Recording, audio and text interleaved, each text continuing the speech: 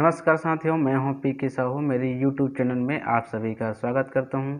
दोस्तों, ये CG TET और शिक्षक के लिए विज्ञान का ये दूसरा वीडियो है जिसमें हम प्रत्यावर्ती धारा पढ़ेंगे। इसके पहले मैंने डायरेक्ट करंट यानी डीसी का चैप्टर मैंने ख़त्म किया है और साथियों आप नहीं देखे होंगे तो डिस्क्रिप्शन बॉक्स में लिंक दे दूंगा और वहाँ जाकर उसको पहले देख लीजिएगा। उसके पश्चात ही प्रत्यावर्ती धारा देखिएगा। दोस्तों, इस टॉपिक से लगभग जो है 102 क्वेश्चन बिल्कुल आते ही है। प्रत्यावर्ती धारा से कम 2 वीडियो और बनेगा। तो चलिए शुरू करते हैं प्रत्यावर्ती धारा। तो यहाँ पे प्रत्यावर्ती धारा को एसी भी कहा जाता है। एसी इसलिए कहा जाता है कि इसका नाम है इंग्लिश में अल्टरनेटिंग करंट। तो प्रत्यावर्ती धारा के बारे में हम पहले समझते हैं। प्रत्यावर्ती धारा उस धारा को कहते हैं जिसके परिणाम और दिशा दोनों समय के साथ आवर्ती रूप से निरंतर बदलते रहते हैं। आवर्ती रूप मतलब क्या होता है? आवर्ती मतलब इस प्रकार से होता है, ऊपर नीचे इस प्रकार से। आवर्ती रूप से निरंतर ये बदलते रहते हैं, उसी को हम क्या बोलेंगे? प्रत्यावर्ती धारा कहेंगे। ध्यान रखिएगा, इसके जो धारा है वो जिसके परिणाम और दिशा दोनों बदलेंगे किसके अनुसार? समय के अनुसार। उसी को हम क्या बोलेंगे? हम प्रत्यावर्ती धारा कहेंगे। यहाँ पर देखिए, डायनेमो और जनरेटर से जो धारा उत्पन्न होती है उसे क्या बोला जाता है? प्रत्यावर्ती धारा कहा जाता है। और यदि आपको ये पूछा जाए कि प्रत्यावर्ती धारा को किस समीकरण से व्यक्त करते हैं, तो ये हो जाता है I बराबर I0 sign omega T. I बराबर I0 साइन ओमेगा टी, जहाँ I जो है धारा का ताक्षणिक मान है और I0 इसका शिखर मान है, और जो यहाँ पे ओमेगा दिख रहा है आपको वो कोणीय आवृत्ति है। आगे चलिए देखते हैं। उसी प्रकार से यहाँ पे देखिए, प्रत्यावर्ती विद्युत वाहक बल। जैसे प्रत्यावर्ती धारा होती है वहाँ पे आप धारा के स्थान पे विद्युत वाहक बल लगा दीजिए। इसका जो अर्थ है या परिभाषा है सेम वही हो जाएगा। इसलिए यहाँ पे मैंने लिखा है जिसके परिमाण और दिशा दोनों समय के साथ आवर्ती रूप से निरंतर बदलते रहते हैं उसे प्रत्यावर्ती विद्युत वाहक बल कहते हैं। समीकरण में थोड़ा चेंज है, वहाँ पे धारा में I इक्वल टू है तो यहाँ पे E equal to E0 sine omega t रहेगा। यहाँ पे देखिए E बराबर विद्युत वाहक बल का ताक्षणिक मान होता है, E0 बराबर शिखर मान होता है और ओमेगा बराबर कोणीय आवृत्ति होती है। आइए चलते हैं आगे। उल्टता वोल्टेज में बात करते हैं। तो यहाँ पर अब देखिए, प्रत्यावर्ती धारा जिसे एसी कहा जाता है, परिपथ के किन्हीं दो बिंदुओं के बीच विभवांतर को उल्टता कहते हैं। अब उल्टता की बात करते हैं साथियों, तो प्रत्यावर्ती धारा परिपथ के किन्हीं दो बिंदु इस प्रकार से यदि आ गया तो इनके बीच के जो बिंदु होगी यहाँ से यहाँ तक की, उसके जो विभवांतर उत्पन्न होगा उसे क्या बोला जाएगा? इसकी उल्टता कहा जाएगा। इसकी यदि रासायनिक समीकरण देखा जाए तो V equal to V0 sine omega t होगा, जहाँ पे V ताक्षणिक मान होगा, V0 इसका शिखर मान होगा। चलिए आगे चलते हैं। अब यहाँ पे सबसे ज़्यादा महत्वपूर्ण है, इधर की जितने भी परिभाषाएं आपको बताऊंगा, जो भी टॉपिक बताऊंगा उसको बहुत ही ध्यानपूर्वक सुनिएगा और समझिएगा। प्रत्यावर्ती धारा संबंधित कुछ परिभाषाएं पढ़ लेते हैं। पहला है आयाम या शिखर मान। इन्हीं से आगे बड़ा बड़ा टॉपिक आपसे बनेगा, न्यूमेरिकल क्वेश्चन बनेगा, या हम 2 वीडियो आगे बताएंगे। प्रत्यावर्ती धारा की किसी भी दिशा में, ध्यान रखिएगा, किसी भी दिशा में अधिकतम मान को उसका आयाम या शिखर मान कहते हैं। जैसे ये प्रत्यावर्ती धारा हो गया, तो इसके जो ये वाला दिख रहा है पोर्शन, ये वाला, ये इसकी अधिकतम मान है, चाहे वो धनात्मक की ओर हो चाहे वो ऋणात्मक की ओर हो। उसके अधिकतम मान को क्या बोला जाता है? शिखर मान कहा जाता है, या तो उसको आयाम कहा जाता है। और इसका समीकरण तो आप जानते हो, I बराबर I0 साइन ओमेगा टी में I0 को प्रत्यावर्ती धारा का क्या कहा जाता है? आयाम या शिखर मान कहा जाता है। इतना ध्यान रखिएगा। चलिए आगे चलते हैं। आवर्तकाल ये भी महत्वपूर्ण है। टाइम पीरियड, प्रत्यावर्ती धारा अपने परिवर्तन के एक पूर्ण चक्र, प्रत्यावर्ती धारा अपने परिवर्तन के एक पूर्ण चक्र में जितना समय लेती है उसे उसका आवर्तकाल कहते हैं, इसे टी से दर्शाते हैं। प्रत्यावर्ती धारा अपने परिवर्तन के एक पूर्ण चक्र, देखो यहाँ से ये अर्ध चक्र हो गया, यहाँ से यहाँ तक आएगा वो पूर्ण चक्र हो गया। तो यहाँ से यहाँ तक के एक पूर्ण चक्र लगाने में जितना समय वो लेगी या लेती है तो वह उसका क्या कहलाता है, आवर्तकाल कहलाता है। जैसे कोई झूला झूलते हैं तो यहाँ से शुरू होता है, फिर एक बार यहाँ से यहाँ तक जाता है, उसी को एक दोलन कहा जाता है। ठीक उसी प्रकार से जब यहाँ से यहाँ, ये शुरुआत कहाँ से हो रहा है, यहाँ से हो रहा है, यहाँ आके आप यहाँ आएगा तो उसे हम क्या बोलेंगे, एक चक्र बोलेंगे। ठीक है, तो उसी को इतने चक्र लगाने में जितना समय लगेगा वो इसका आवर्तकाल कहलाता है। आवर्तकाल का फार्मूला जो है T = 2 पाई ओमेगा होता है। ओमेगा बराबर कोणीय वेग होगा, ध्यान रखिएगा, ओमेगा बराबर क्या होगा, कोणीय वेग। उसके बाद आगे चलते हैं, आगे देखिए आवृत्ति, फ्रीक्वेंसी। अब ये इसको तो आप पहले से पढ़ते आ रहे हो। प्रति सेकंड कंपनों की संख्या, या बोल सकते हो एक सेकेंड में जितने चक्र पूर्ण कर लेगी, कंपनों की संख्या मान सकते हो। एक सेकेंड में प्रत्यावर्ती धारा जितने चक्र पूर्ण कर लेगा, यहाँ से यहाँ तक कितना चक्र पूर्ण कर लेगा, वही उसकी आवृत्ति होती है। जो चुंबकीय क्षेत्र में घूमती हुई कुंडली की होती है, चुंबकीय क्षेत्र में घूमती हुई कुंडली, इस प्रकार से घूमती हुई कुंडली जैसी ये होती है, उसे प्रत्यावर्ती धारा का आवृत्ति कहते हैं। इसे गामा से दर्शाते हैं। ठीक है, किससे दर्शाते हैं, गामा से दर्शाते हैं। यहाँ पे लिखा है उसकी आवृत्ति होती है, इसको ध्यान रखिएगा। प्रत्यावर्ती धारा की आवृत्ति वही होती है जो चुंबकीय क्षेत्र में घूमती हुई कुंडली की होती है। प्रत्यावर्ती धारा को आवृत्ति गामा से दर्शाया जाता है, आवर्तकाल को टी से दर्शाया जाता है। यदि इसका फार्मूला देखें आवृत्ति का, तो साथ ही ये वाला आपको दिख रहा है ना, ओमेगा बराबर 2 पाई ओमेगा, इसका या तो आप जो यहाँ से यहाँ तक के ले सकते हैं। ये 1/t है, जहाँ t बराबर क्या होता है, 2 पाई बटे ओमेगा होता है। तो उसको हम t का मान यहाँ रखेंगे, तो उसका हम जब t ऊपर चला जाए, ओमेगा ऊपर चला जाएगा और 2 पाई कहाँ जाएगा, नीचे आ जाएगा। ठीक है, तो आइए दोस्तों हम देखते हैं अब महत्वपूर्ण जानकारी की ओर, क्योंकि ये एक ऐसा जानकारी है जो इससे संबंधित बहुत बार प्रश्न पूछे जा चुके हैं और इसी से सबसे ज़्यादा प्रश्न पूछते हैं।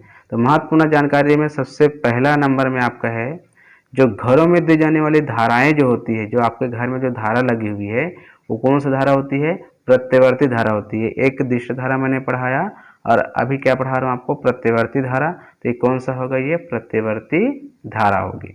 उसी प्रकार से आप देखेंगे दूसरा नंबर का, तो भारत में इस धारा की आवृत्ति मतलब प्रति सेकंड कंपनों की संख्या कितनी होती है, 50 चक्र होती है। जैसे मैंने बताया आपको आवृत्ति क्या होती है, तो एक सेकंड में प्रत्यावर्ती धारा के कम चक्रों की संख्या। तो भारत में इस धारा जो प्रत्यावर्ती धारा है उसकी आवृत्ति क्या होती है, 50 चक्र प्रति सेकंड होती है।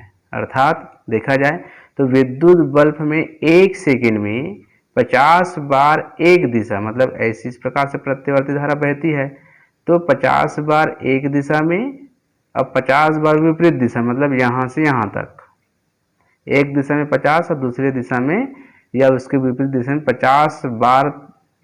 50 बार विपरीत दिशा में प्रवाहित होती है विद्युत बल्ब में धारा। ठीक, अब देखते हैं आगे तीसरा नंबर का। देखिए, प्रत्येक चक्र में धारा का मान 2 बार अधिकतम होता है और 2 बार न्यूनतम होता है। मतलब यहाँ पे देखिए जो इस प्रकार से हमारे पास रहती है,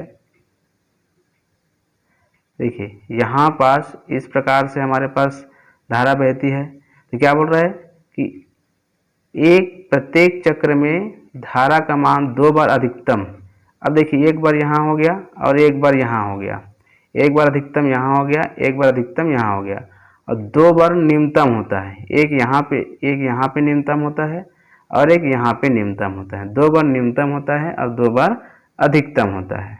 चौथा नंबर में देखिए, इस प्रकार बल्ब जो है 1 सेकंड में 100 बार जलता है।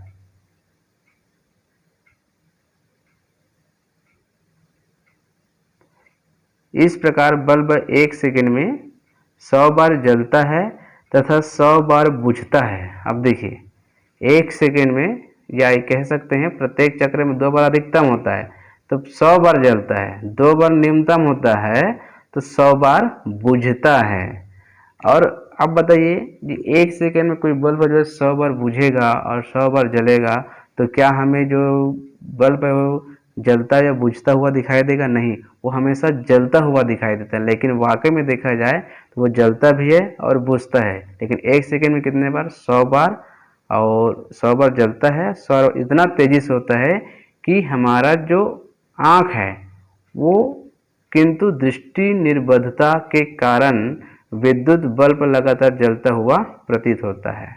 हम उसको, हमारे जो नग्न आँख है वो नहीं देख सकता, इतने तेज रफ्तार को हमारा आँख पकड़ नहीं पाता कि कितना बार जल रहा है और कितने बार बुझ रहा है। चलिए आगे देखते हैं। आगे समीकरण आपको दिखेगा, समीकरण बहुत महत्वपूर्ण है। अब देखिए ये जो होती है प्रत्यावर्ती धारा वो इस प्रकार से बहती है। ये यहाँ से शुरू करते हैं, यहाँ तक आता है, उसे एक पूर्ण चक्र बोलते हैं। तो ऊपर होते हैं उसको धनात्मक मान लेते हैं और नीचे जो है इसको ऋणात्मक मान लेते हैं। तो एक पूर्ण चक्र में sin 2ω का औसत मान, एक पूर्ण चक्र में प्रतिवर्ती धारा का औसत मान क्या होता है? 0 होता है। उसी प्रकार से sin 2ωt है, उसी प्रकार से cos 2ωt का मान भी क्या होता है? 0 होता है। मतलब ये एक पूर्ण प्रत्यावर्ती धारा का औसत मान है। ये उसी को मैंने यहाँ पे लिख दिया है, यहाँ पे देखिए। अतः एक पूर्ण चक्र में प्रत्यावर्ती धारा का औसत मान क्या होता है? 0 होता है। यहाँ पे मैंने देखिए कारण क्या है? प्रथम अर्ध चक्र में प्रत्यावर्ती धारा एक दिशा में, मतलब ये एक दिशा हो गया, तथा दूसरे अर्ध चक्र में विपरीत दिशा में। यहाँ पे देखिए यहाँ हो गया। अब दोनों को योग कर दिया जाए, एक प्लस है और एक जो है माइनस है, तो इसका योग क्या हो जाएगा? 0 हो जाएगा। औसत मान क्या हो जाएगा? 0 हो जाएगा। तो इसको ध्यान रखिएगा कि एक पूर्ण चक्र में प्रत्यावर्ती धारा का मान, जो औसत मान है वो 0 होता है, 0 होता है। इसी प्रकार से आप यहाँ पे देख सकते हैं। इसी प्रकार एक पूर्ण चक्र में प्रत्यावर्ती उल्टता का मान या उसका औसत मान जो है क्या होता है? 0 होता है। जिस प्रकार धारा का औसत मान 0 होता है, ठीक उसी प्रकार प्रत्यावर्ती उल्टता का मान जो है, औसत मान जो होता है वो 0 होता है। ये एक पूर्ण चक्र का हो गया। अब उसी प्रकार से यहाँ पे आप देख सकते हैं, यहाँ पे देखिए, यहाँ पे है ना, अर्ध चक्र में प्रत्यावर्ती धारा का औसत मान मैंने एक पूर्ण चक्र में बताया था। अब किसके लिए आ गया वो? अर्ध चक्र में। तो अर्ध चक्र में प्रत्यावर्ती धारा का औसत मान होता है 2I0 बटे पाई, I बराबर 2I0 बटे पाई। और उसी प्रकार से अर्ध चक्र में प्रत्यावर्ती उल्टता का मान पूछा जाए तो 2E0 पाई, या एप्सिलॉन 0 भी बोल सकते हैं उसको। अब आगे देखते हैं, ये वाला जो टॉपिक है इसको बहुत अच्छे से ध्यान देना होगा आपको। प्रत्यावर्ती धारा का वर्ग माध्य मूल मान। अब आप सभी जानते हो, यदि किसी का हम वर्ग निकालते हैं तो वो माइनस का वर्ग हो चाहे प्लस का वर्ग हो, उसका मान हमेशा धनात्मक में होता है। ठीक उसी को मैंने यहाँ पे लिखा है। धारा चाहे धनात्मक हो या ऋणात्मक, उसका वर्ग सदैव धनात्मक होता है। अतः चालक में धारा किसी भी दिशा में प्रवाहित करे, चाहे ऊपर प्रवाहित करे चाहे नीचे प्रवाहित करे, सदैव जो है धारा क्या, मतलब मार्ग परिपथ क्या होगा? उसका गर्म होगा। स्पष्ट है कि प्रत्यावर्ती धारा सदैव ऊष्मीय प्रभाव उत्पन्न करती है। इसको आप इसको महत्वपूर्ण मानते हुए अंडरलाइन कर लीजिएगा कि प्रत्यावर्ती धारा सदैव ऊष्मीय प्रभाव उत्पन्न करती है। क्यों?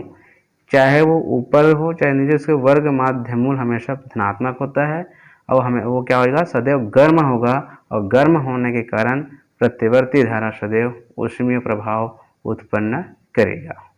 ठीक, यहाँ पे आप देख सकते हो लिखा है एक चक्र में आई स्क्वायर धारा के वर्ग के माध्य के वर्गमूल को प्रत्यवर्ती धारा का वर्ग माध्यमूल मान कहते हैं। इसे IRMS से प्रदर्शित करते हैं। IRMS, इसका फार्मूला देखें तो I square RMS equal to I0 square to 2, मतलब दोनों का स्क्वायर है ये, नहीं सॉरी इसी का स्क्वायर है, I0 का स्क्वायर है। यदि हम IRMS का मान निकालें तो I0 का स्क्वायर हट जाएगा और 2 में क्या आ जाएगा, अंडर रूट लग जाएगा। ठीक है, इसी प्रकार से उल्टता का भी होता है, जैसे वर्ग माध्य उल्टता, जैसे धारा का वर्ग माध्य मूल है उसी प्रकार से उल्टता का वर्ग माध्य मूल होगा। तो यहाँ पे आप देखिए इसका मान जितना आता है ठीक उसी प्रकार से इसका मान भी होता है। ये दोनों का आपको इम्पोर्टेंट समझ के याद रखना होगा। चलिए आगे बढ़ते हैं। आगे देखिए, एक पूर्ण चक्र में ऊष्मा उत्पादन की दर, ये आपको पूछ सकते हैं, एक पूर्ण चक्र में ऊष्मा उत्पादन की दर आई स्क्वायर RMSR, ये यहाँ पे दिया है वो R है। ठीक है, यदि DC की धारिता और वर्ग धारा का वर्ग माध्य मूल एक दूसरे के बराबर हो तो दिष्ट धारा और प्रत्यवर्ती धारा के कारण ऊष्मा उत्पादन की दर समान होगी। ध्यान रखिएगा, यदि दिष्ट धारा और वर्ग माध्य मूल के धारा दोनों इक्वल हो जाए तो दिष्ट धारा और प्रत्यवर्ती धारा के कारण ऊष्मा उत्पादन की दर क्या हो जाएगा, समान हो जाएगा। ठीक है, और यहाँ पे देखिए ये वाला पॉइंट को देखिए, प्रत्यवर्ती धारा केवल ऊष्मीय प्रभाव प्रदर्शित करती है, ना कि वो चुंबकीय प्रभाव प्रदर्शित करेगा और ना ही रासायनिक प्रभाव प्रदर्शित करेगा। लेकिन दिष्ट धारा क्या करता है, दिष्ट धारा ऊष्मीय प्रभाव भी प्रदर्शित करता है, चुंबकीय प्रभाव भी प्रदर्शित करता है और रासायनिक प्रभाव भी प्रदर्शित करता है। ठीक है, ये रहा सार थ्योरी। अब इसी थ्योरी के आधार पे कुछ क्वेश्चन हमने बनाया है और ये कुछ क्वेश्चन जो है आ चुका है और कुछ क्वेश्चन हम जो है अभी नए तरीके से बनाने का प्रयास किया है, जो भी बुक में है, जो बुक से है उसी पे आधारित हमने यहाँ पे बनाने का प्रयास किया है। तो यहाँ पे आप देखिए ये वाला जो क्वेश्चन है साथी, ये CGTET 2020 में आ चुका है। इसको दो प्रकार से पूछ सकते हैं, प्रत्यवर्ती धारा या उल्टता का एक पूर्ण चक्र में औसत मान, इस प्रकार से पूछ सकते हैं, या प्रत्यवर्ती धारा परिपथ में सामान्यतः। ऑप्शन क्या है, धारा का औसत मान 0 होता है, धारा का औसत मान 0 होता है, धारा के वर्ग का औसत मान 0 होता है, शक्ति अपव्यय का औसत मान 0 होता है, धारा एवं विभव के कालांतर 0 होता है। तो यहाँ पे हमने पढ़ा है कि प्रत्यवर्ती धारा का औसत मान एक पूर्ण चक्र में, है ना, धारा का औसत मान क्या होता है, ये 0 होता है। ये CGTET 2020 में आ चुका है। अब ठीक उसी प्रकार से एक प्रश्न आपको पूछा गया है कि एक चक्र में प्रत्यवर्ती धारा का, यहाँ पे देखिए, एक चक्र में प्रत्यवर्ती धारा का मान तथा दिशा दोनों बदलते हैं। मान स्थिर रहता है, दिशा बदलती है, मान बदलता है, दिशा स्थिर रहती है, मान तथा दिशा नहीं बदलती। तो आप सभी जानते हो प्रत्यवर्ती धारा के मान मतलब परिमाण और दिशा दोनों बदलते हैं। तो ऑप्शन नंबर ए हमारा सही होगा और ये CGTET 2011 में आ चुका है। आगे क्वेश्चन देखते हैं, ये देखिए आगे क्वेश्चन देखिए आप, प्रत्यवर्ती धारा कौन सा प्रभाव प्रदर्शित करता है, कौन सा प्रभाव, ऊष्मीय प्रभाव, रासायनिक प्रभाव या चुंबकीय प्रभाव, या इनमें से कोई नहीं। तो साथियों मैंने अभी बताया है जस्ट पहले कि प्रत्यवर्ती धारा केवल और केवल ऊष्मीय प्रभाव प्रदर्शित करता है और इसका कारण भी आपको मैंने बताया है। और उसके बाद देखिए क्वेश्चन नंबर 4 का, विद्युत बल्ब में 50 चक्र प्रति सेकंड की प्रत्यवर्ती धारा प्रवाहित होती है। विद्युत बल्ब में 50 चक्र प्रति सेकंड की प्रत्यवर्ती धारा प्रवाहित होती है, फिर भी वह लगातार जलता हुआ दिखाई देता है। किस कारण से? 2 अधिकतम और 2 बार न्यूनतम के कारण, प्रत्यावर्ती धारा के शिखर मान के कारण, दृष्टि निर्बंधता के कारण, या इनमें से कोई नहीं। तो साथियों ऑप्शन नंबर सी इसका सही आंसर होगा, दृष्टि निर्बंधता, क्योंकि दृष्टि जो है देखने में समर्थ नहीं होते। आगे चलते हैं, क्वेश्चन नंबर ये 5 होगा, 6 हो गए, दोनों को 4 डाल दिया था। प्रत्यावर्ती धारा का शिखर मान I0 उसका वर्ग माध्य मूल होगा। प्रत्यावर्ती धारा का शिखर मान I0 है तो उसका वर्ग माध्य मूल होगा। साथियों इसके लिए मैं आपको आंसर नहीं बताऊंगा, आप खुद इसका आंसर मुझे बताएंगे कमेंट बॉक्स में। चलिए आगे चलते हैं। भारत में प्रत्यावर्ती धारा की आवृत्ति होती है। अब आपको बताया था मैंने, भारत में प्रत्यावर्ती धारा की आवृत्ति क्या होती है? 100 चक्र प्रति सेकंड, 50 चक्र प्रति सेकंड, 120 चक्र प्रति सेकंड या 60 चक्र प्रति सेकंड। तो साथियों हमारा आंसर क्या हो जाएगा? 50 चक्र प्रति सेकंड। उसके बाद नेक्स्ट क्वेश्चन देखिए, नेक्स्ट क्वेश्चन को देखते हैं। अर्ध चक्र में प्रत्यावर्ती धारा का औसत मान। अब देखिए अर्ध चक्र में प्रत्यावर्ती, एक तो पूर्ण चक्र पूछा गया था, अब आ गया अर्ध चक्र में प्रत्यावर्ती धारा का औसत मान। तो साथियों यहाँ पे ए दिया है 2I बटे पाई, 2 इस्लाम 0 बाई पाई, I0 बटे वर्गमूल 2, इनमें से कोई नहीं। तो साथियों हमारा आंसर हो जाएगा 2I0 पाई, इसका सही आंसर होगा। लास्ट क्वेश्चन देखते हैं। प्रत्यावर्ती धारा में आवर्तकाल व आवृत्ति में संबंध होता है। साथ ही ये आपका 2 क्वेश्चन आपके पास छोड़ रहा हूं मैं। प्रत्यावर्ती धारा में आवर्तकाल व आवृत्ति में संबंध होता है, आप मुझे बताएंगे। एक तो आपका ये वाला क्वेश्चन हो गया और एक क्वेश्चन मैंने और छोड़ा है साथ ही ये वाला, प्रत्यावर्ती धारा का शिखर मान I0 है, उसका वर्ग माध्य मूल होगा। तो साथियों आज की वीडियो में इतना ही। यदि अच्छा लगे तो लाइक कमेंट शेयर अवश्य करिएगा। यदि मेरे वीडियो नहीं देखे हैं तो डिस्क्रिप्शन बॉक्स में लिंक दे दूंगा, वहां पे और वीडियो मैंने प्रोवाइड कराए हैं, वहां से देखिए। उम्मीद करता हूं आप लोगों को वीडियो पसंद आ रहा होगा। CG टेट का अच्छे से तैयारी करिए, इसी के साथ साथ शिक्षा का भी तैयारी हो जाएगा। धन्यवाद।